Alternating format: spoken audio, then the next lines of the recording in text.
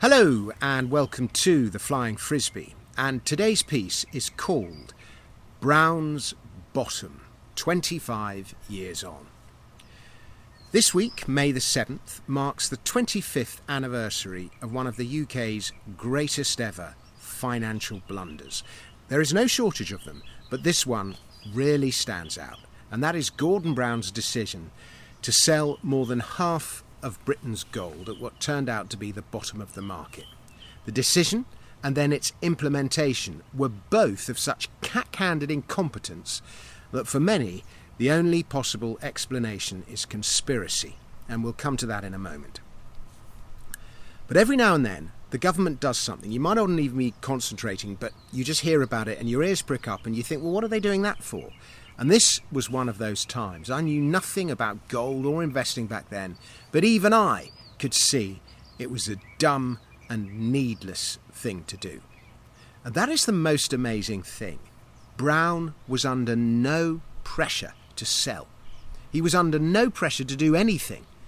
And even non-libertarians will struggle to explain why we need government when they are this incompetent.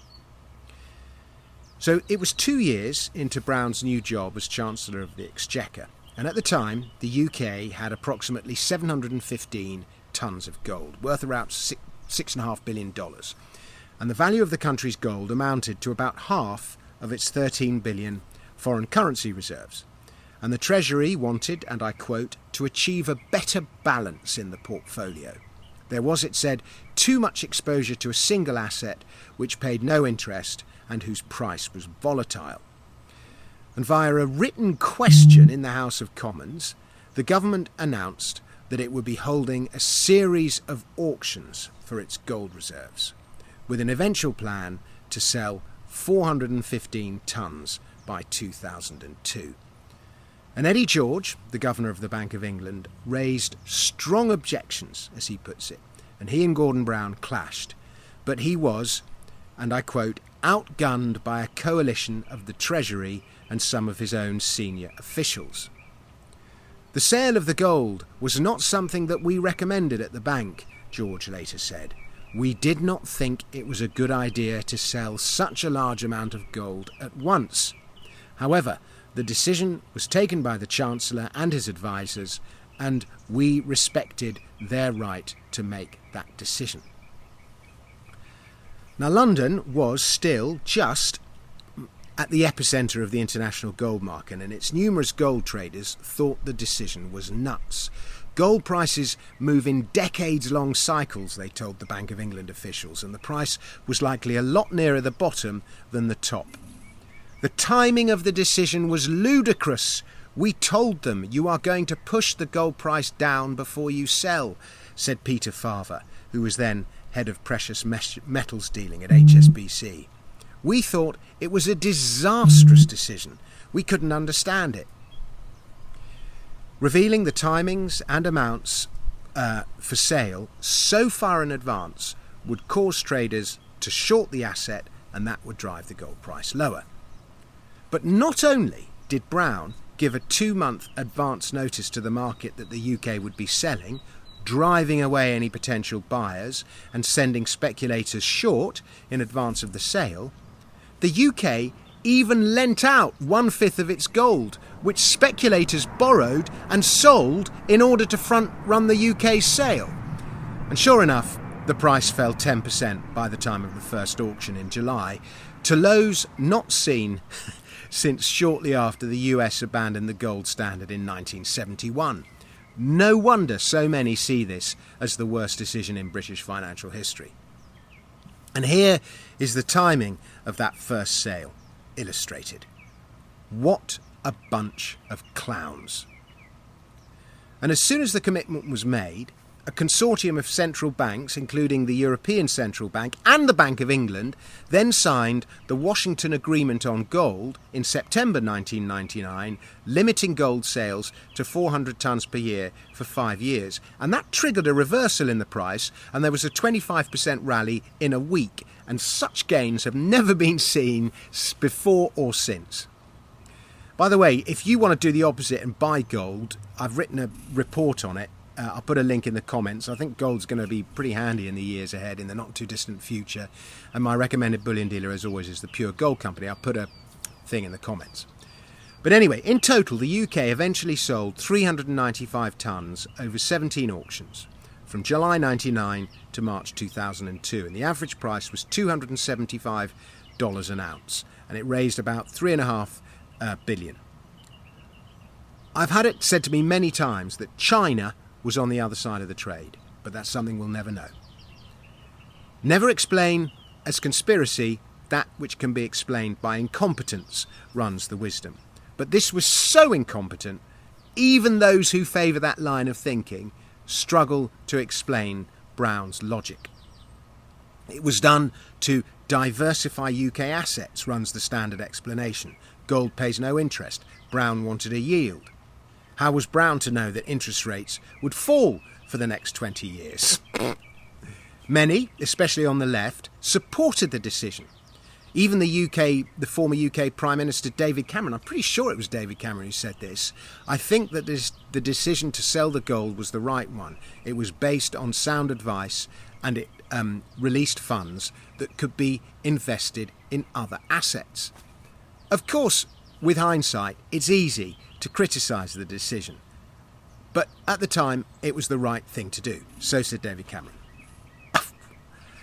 Such are the levels of incompetence, and it being gold, many other theories quickly emerged. It was a political decision, not a financial one, said the Bank of England. Many argue that the sale was part of Gordon Brown and Tony Blair's plans to take Britain into the new euro currency without asking voters, either to fund the euro itself or to fund the UK's entry into the European single currency. And this theory is linked to the wider belief that there is an agenda to create a European superstate that will replace national sovereignty. Hence the argument that the sale was part of a broader plan to suppress the price of gold.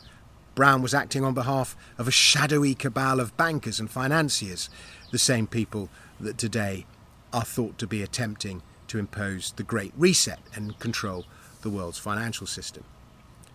Others argue that he sold the gold at a low price in order to benefit his friends in the City of London. Brown is always, suspiciously in the eyes of some, quick to defend the transparent manner in which the sale was carried out. The National Audit Office said that it was in a transparent and fair manner that the sale had happened.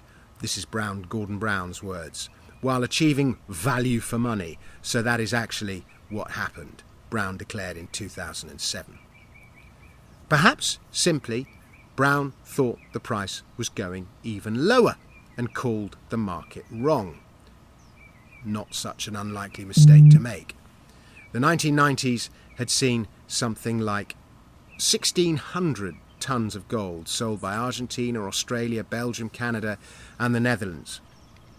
And official sector holdings in 1968 accounted for some 40% of all the gold ever mined in history.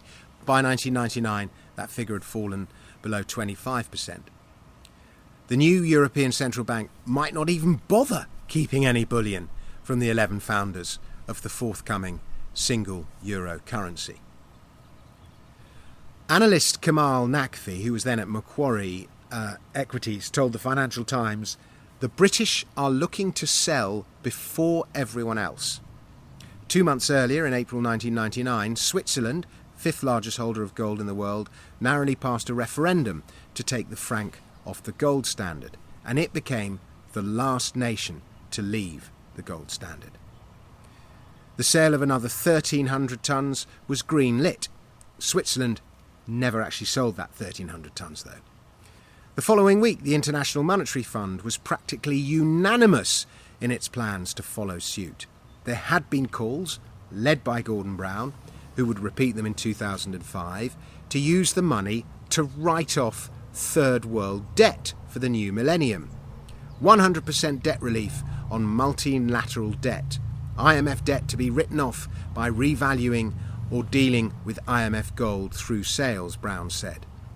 The decision to sell gold was taken after extensive consultation with the Bank of England and based on their advice that the price was likely to fall further. It was the right decision, and it released over £2 billion to invest in other assets.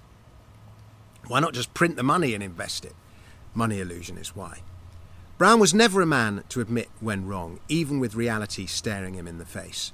Once the decision had been taken, he was too stubborn to go back on it, even with all that advice from the gold markets. And the result was that he nailed the bottom of the market. And of everything he did as Chancellor, internationally, this stupidity is what he will be most remembered for.